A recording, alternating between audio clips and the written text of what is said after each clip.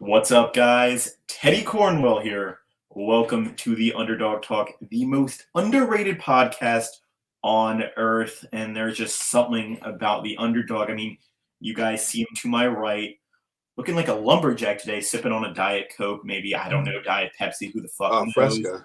Oh, switching the whole game up today, Brian. A Fresca.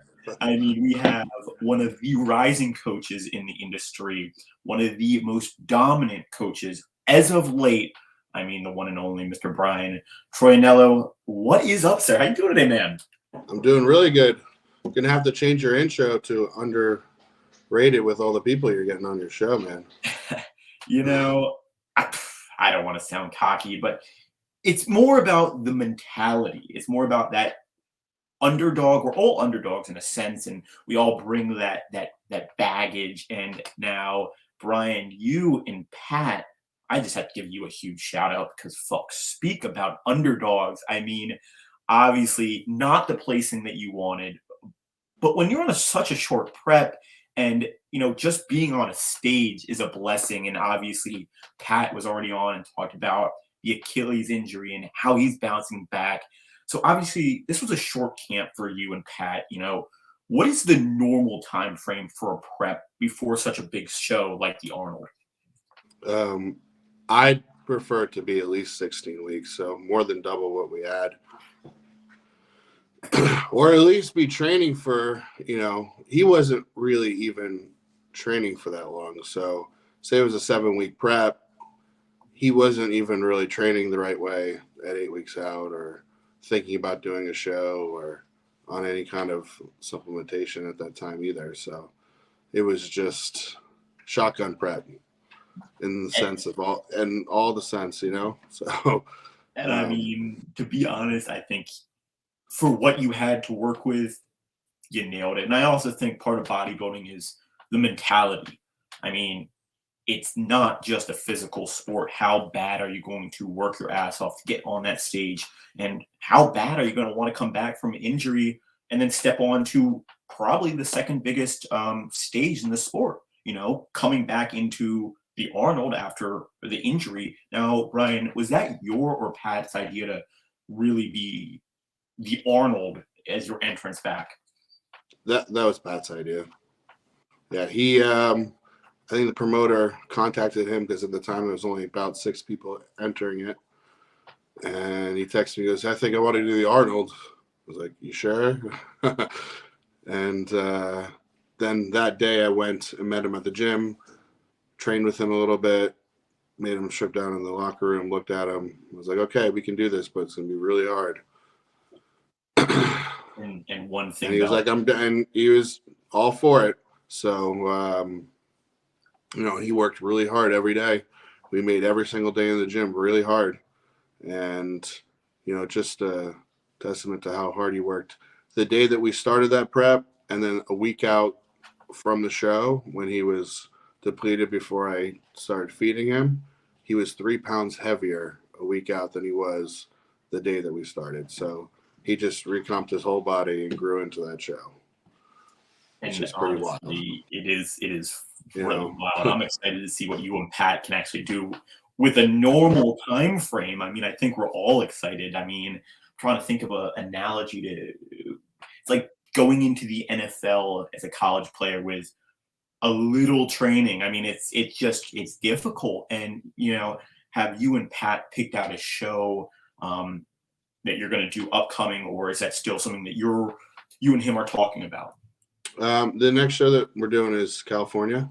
Oh. Wow. So, and then after that, we're planning on doing Texas.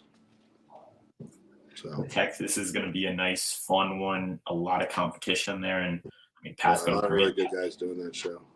There is. Now, obviously, Pat killed it, but you were there as well looking at the other competitors. And there's been a lot of sounding off on the judging of the top 3, Nick Walker, Andrew Jack, and Samson.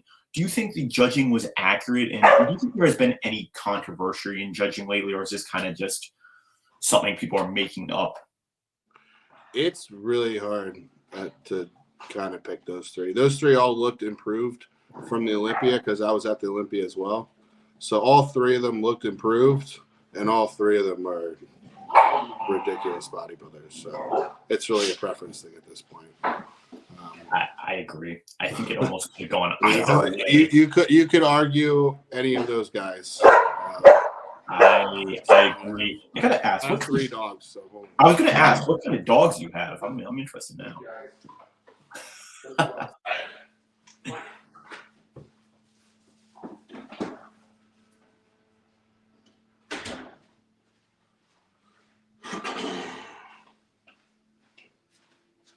Sorry about that. Real life. I have 3 dogs. 2 of them are puppies.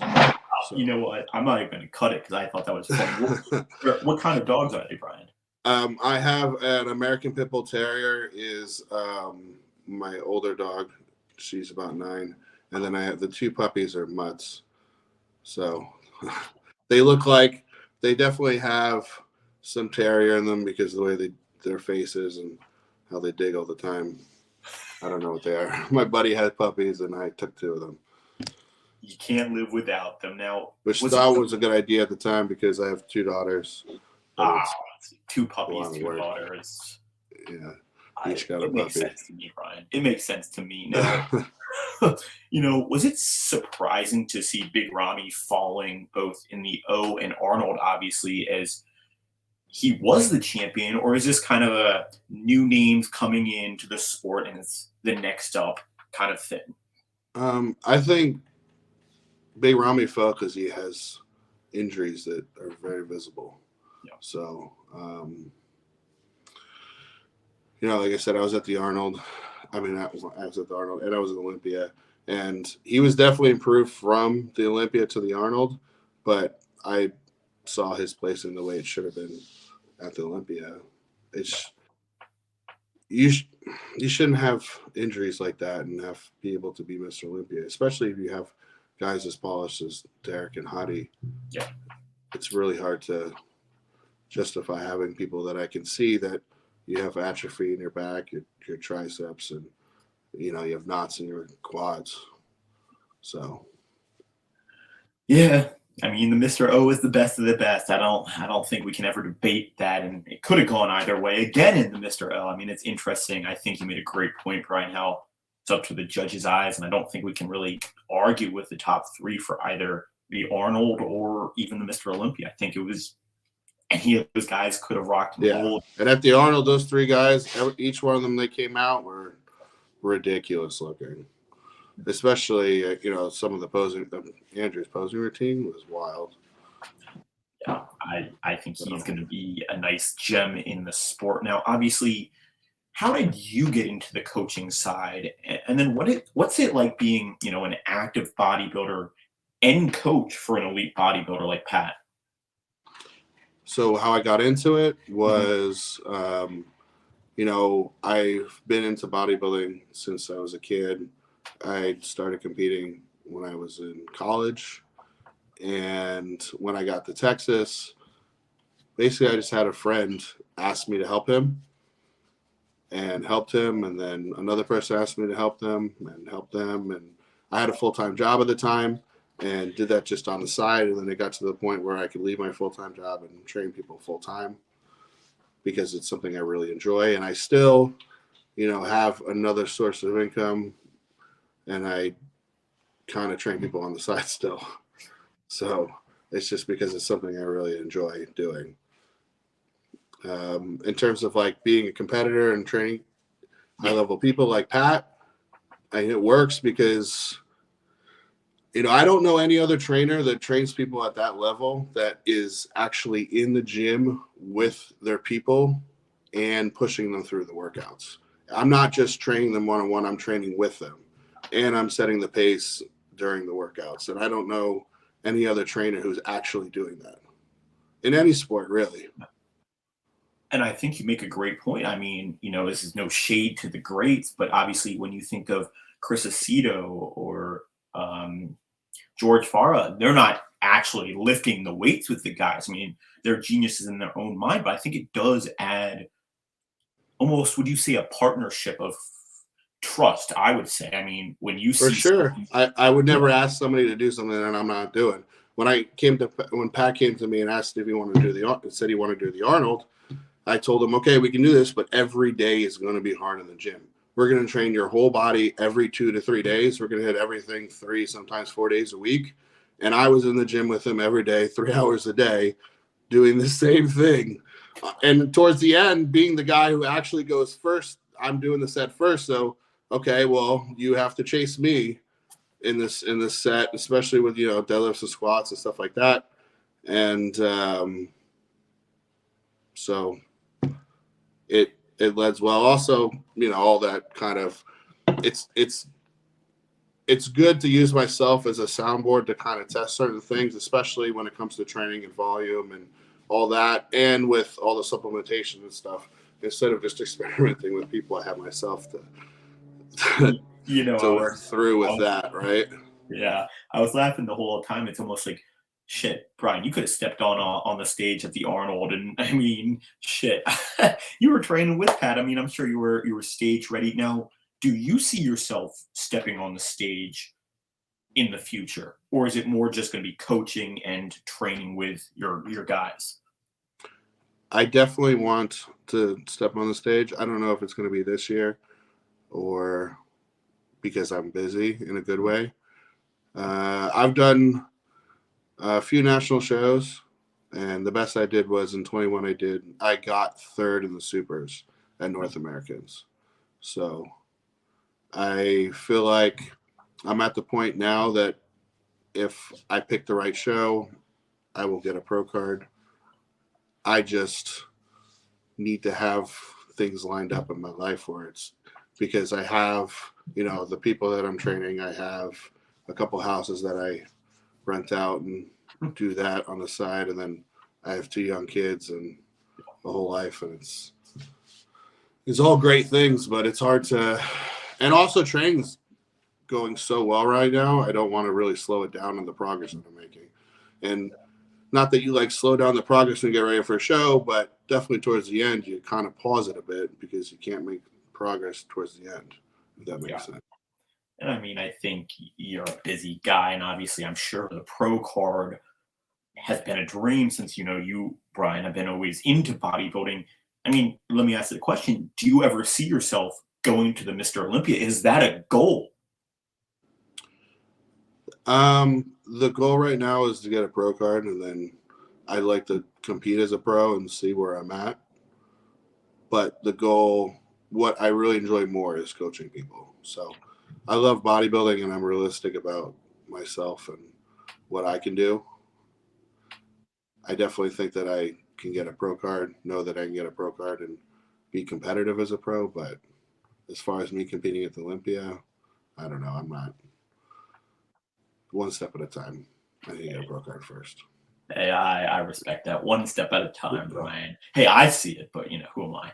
Now, obviously, do you think that people are getting pro cards too much, or do you think it's, in terms of, it's obviously now easier to get pro cards, I would say, do you think that's a problem for bodybuilding now that you have all these pros who probably will never go to the Olympia?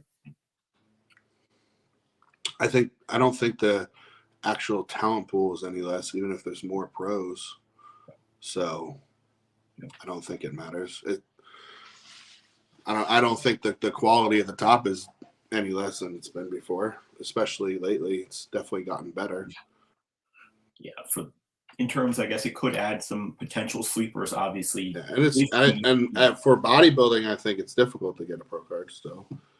The other divisions, it might be a little bit easier because there's multiple shows. If you're a bodybuilder, there's only 3 shows that you can get a pro card at. You don't have the junior shows. You don't have some of the other shows that the other divisions have. Yeah, that is true. Now, obviously, besides bodybuilding, you are a fantastic coach, and your name is growing in the industry, and you are becoming one of those reputable coaches with Chris Aceto, and your name is getting out there. Who was your first client, and how did you actually start the coaching in terms of the marketing? Because I think I'm really interested to see how marketing as a coach works.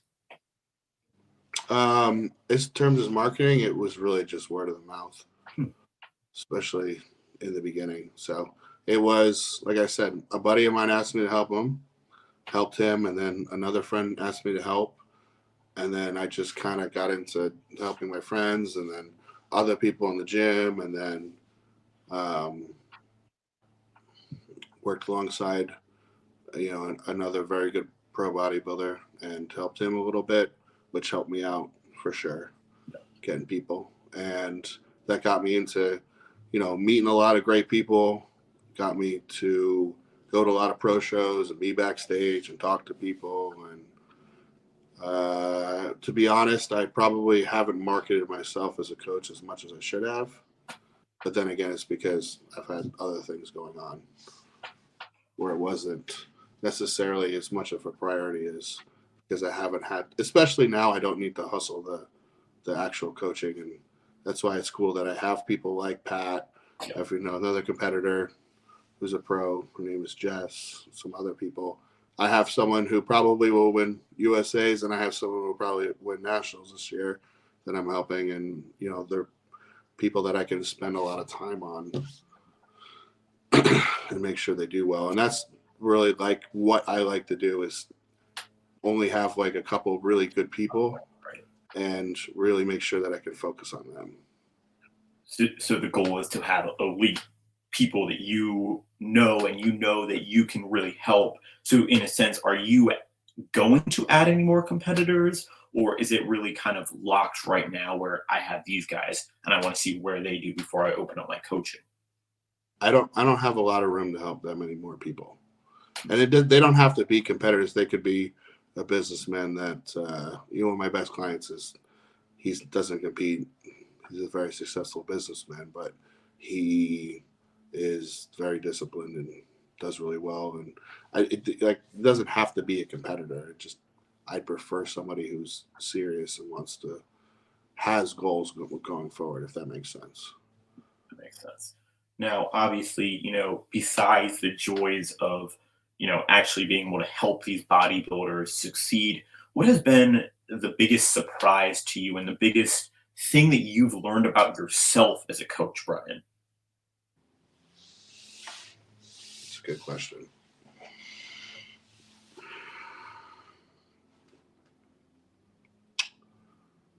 That I've learned the most about myself as a coach.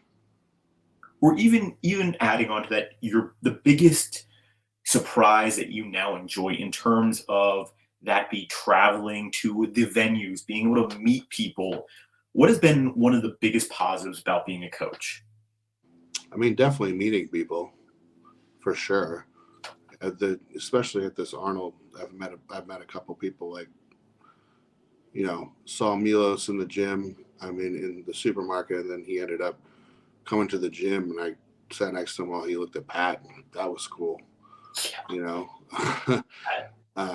Stuff like that, traveling, when I have somebody like Pat that I'm helping, who's also one of my best friends, that whole experience is a great one because, we're doing it together, and it's really cool seeing him do well and,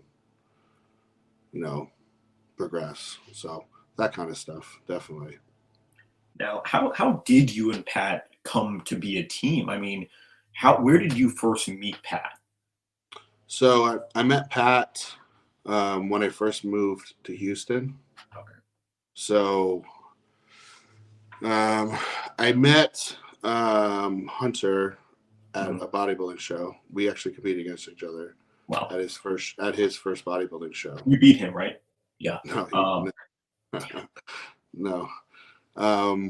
So he won that show, the Branch Warren, and then I met him after the show, and then we became friends. And he was training with Pat at the time because Pat was sponsored by La Prada. Gosh. And then for a long period of time, it was the three of us training together. Mm-hmm. Probably for almost a 2-year period. And then there was a disconnect for a minute. And then in 22, Pat and I started training together again. And we always kept in touch, obviously. We stayed friends. But we started training together in 22, and we were actually getting ready for the New York Pro in the California then. And then he tore his Achilles. Yeah. And it sucked because it was finally, we felt like at the time this is what we're supposed to do. We're supposed to have been training together, and had some lost time. Started training together. Freak accident. He really wasn't even playing basketball. He just stepped wrong. And then we started this prep together, and it's like, okay, cool. Finally got to do this together. And that's why this prep was special, because it was just, overdue, right? And like I said, we trained together for like a 2-year period before, so I trained with him and when he won the Texas State and when he got his pro card. So it was already like familiar with his body and how he responds and all that kind of stuff. So that's why this time was kind of, even though it wasn't conventional at all and it was really day by day, and he responds differently and better than anybody I've ever seen. The guy's a freak. So it had to be a day by day thing at that point. So. And, I'll say one thing about Pat. I don't know him too well, but when he was on the podcast, I mean, that dude just is full of happiness. It's almost like he's been dealt cards, he deals with them, and then comes out of them stronger. It's remarkable to see. Most people would kind of sit there and, okay, I'm done bodybuilding. I'm going to fucking quit this sport. Now, this man came out stronger after a freak incident where he's not even a basketball player, guys. He's a full-blown professional bodybuilder. Some people would let them ruin him. No, he came back. He came to the second biggest stage and brought a fire. I mean, and props to you as well, Bryan, for being in his corner. I don't think you could have a better client and friend than Pat, because, I mean, he's humble, he's hungry, and overall, I just honestly, one of the best times I've ever had with someone on the podcast. His positivity, I know you can speak on that, is just overwhelming. Well, that's why he progressed so well, right? Where I said he gained 3 pounds through the prep, because the whole prep, he was just happy and positive the whole time. His attitude. I've never seen anybody suffer so hard and be happy the whole way through. Like, dude, you're eating 100 grams of carbs a day, training 3 hours a day, doing an hour and a half of cardio, and you're the happiest guy in here. I agree. and that's why his body moved the way it did, and that's why right now his body's moving the way it did. He's 260 pounds and hasn't put any fat on. So we're going to see something completely different for California. It doesn't make any sense at all. But I think as fans, we are excited for the California. And yeah, I mean, I got told us one more Pat story. I mean, it was 1 week out from the Arnold. And I was like, hey, Pat, we can do it after the Arnold, man. Like, I know that you're a bodybuilder. You're one of the best in the world. Like, bro, you got your shit. Like, you need to focus. He goes, bro, like, I love this shit, man. Like, this is me doing it to myself. So I can't be a dick or hide from others. This is me. I want to be a bodybuilder. No one else is telling me to be a bodybuilder. And I was like, that is the attitude you need to have in bodybuilding. And I know you agree with that as well, Bryan. You love this sport. You're going to do it. No one else is forcing you. So, I mean, that's just how it has to be now, Bryan. For sure. The hobby, right? At the end of the day. It is a hobby. As you mentioned, we have outside jobs. You have a family, 2 beautiful girls, and you're a dad. I mean, but you're still grinding, and that's what I really respect about you, Bryan. It's a coach, a bodybuilder, a father, a part-time hustler. I mean, you really are a remarkable human being. So now, Bryan, you've kind of seen it all in the bodybuilding industry. What is your biggest tip for someone who is looking to become a bodybuilder like you once were? And then to add on to that, now that you're also a coach, what is one tip that you would share to a bodybuilder? What is one coach tip that you would share to a bodybuilder? This takes a very long time. Anybody who you look at and aspire to be like has been doing this for 10, 15 plus years, at least, most more. So it takes a really long time. You have to be patient. Don't rush things. And make sure that your growth is being driven by training. Yes. I think it comes down to Rome was not built in a day. This is not something you can snap your little fucking fingers and you'll be like Bryan or Patt. This takes time. It takes dedication. It's something that should also be fun. I think that's overlooked in bodybuilding, where outside viewers view it as a pain. I think yes, in prep it sucks, but you also see how mentally tough you are as a person. And Lee For Priest was on sure. the podcast, and he goes, "This is simply not a sport for those who are not mentally tough." And I couldn't agree more. I could not agree more. I Prep mean, also got a lot easier once I had kids because it's not anywhere near as difficult as having kids and taking care of kids. And it puts you in perspective of how it's like, hold on a second. This is what I want to do. Yeah. I'm hanging out with my friends and working out during the middle of the day. You're Why am I complaining about anything? Just the fact that I have the privilege of being able to work out in the middle of the day, it should mean I shouldn't be complaining. I totally agree. And, another thing, too, is make sure you document stuff, even if it's just for yourself. Yes. You want to be able to look back and see your progress and what you've done, because it's cool looking back and saying it takes a long time. It's pretty overwhelming if you look at it all from the beginning and say, okay, I have to get over to here from here. But if you're just doing it a day at a time and just make sure that you're working and moving in the right direction, then it's not as overwhelming. And I think to add on to that, unfortunately, a lot of bodybuilders are often the hardest people on themselves. And I think it's important to look back where you started. And I think the one thing I've learned from you and all these elite bodybuilders is the only person you should compare yourself is you the day before. Be better than you the day before. You comparing yourself to another bodybuilder or another athlete or another human being is not good for you. I mean, we're all different, and bodybuilding is the most showing physical sport. Some people are going to have the bigger biceps first. Some people are going to have bigger legs. Some people are going to have. So you got to just be happy with where you are now. Try and be better, and just constantly improve. And I mean, Bryan, I'm so impressed with what you and Patt are doing, and to me, it's a true inspiration. And I guess they do say there is something about the underdog, as you truly were in the underdogs going into the show. And you guys brought it. So congratulations, man. I'm so excited to see what you and Patt are going to rock and roll with, man.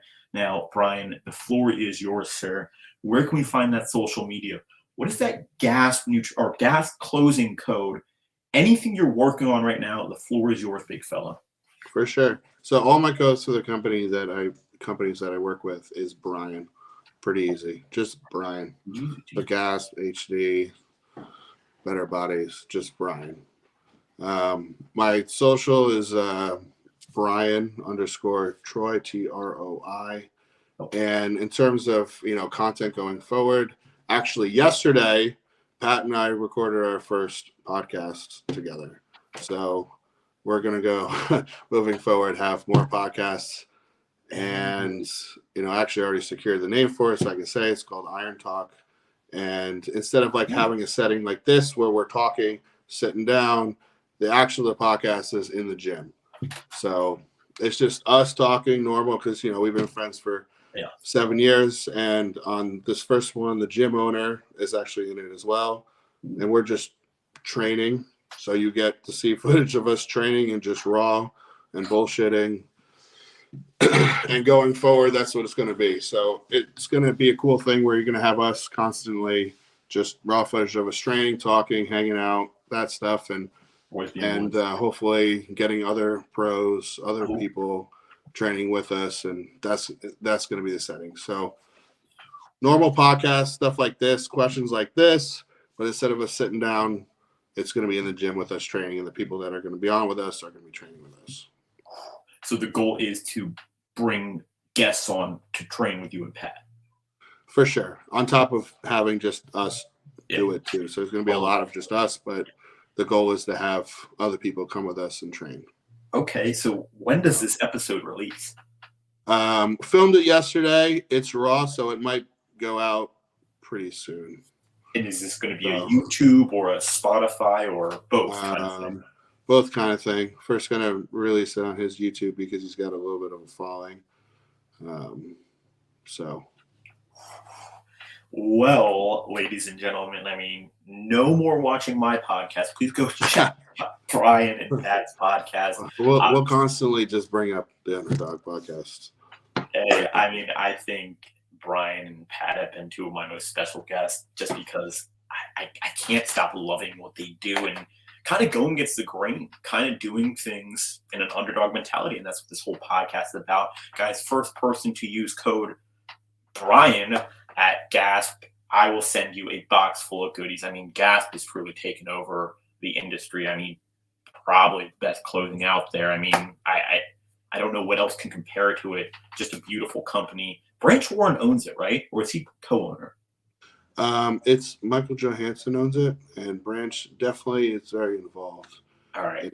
So, like, the meeting actually right before I came on with Theo, I was in a meeting with him and Joanna and Michael were all running the meeting. So I don't know exactly what he does. All right, yeah, but definitely very involved. Yeah, I mean, I love Branch. Obviously, he was on, and Michael will actually be coming on, the owner or founder of Gasp. So stay tuned for that one, guys. Please use code Bryan. Check out Bryan's content on Instagram. Bryan, you have a YouTube as well, right?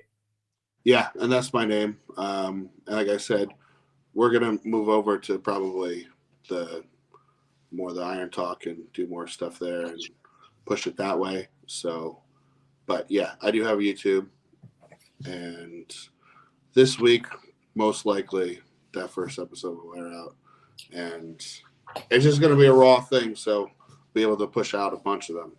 Hey, well, I will be just a little different, like us bullshitting this kind of talk, and the first one was a strained chest. I think we're going to film on Saturday for leg day, and just go from there.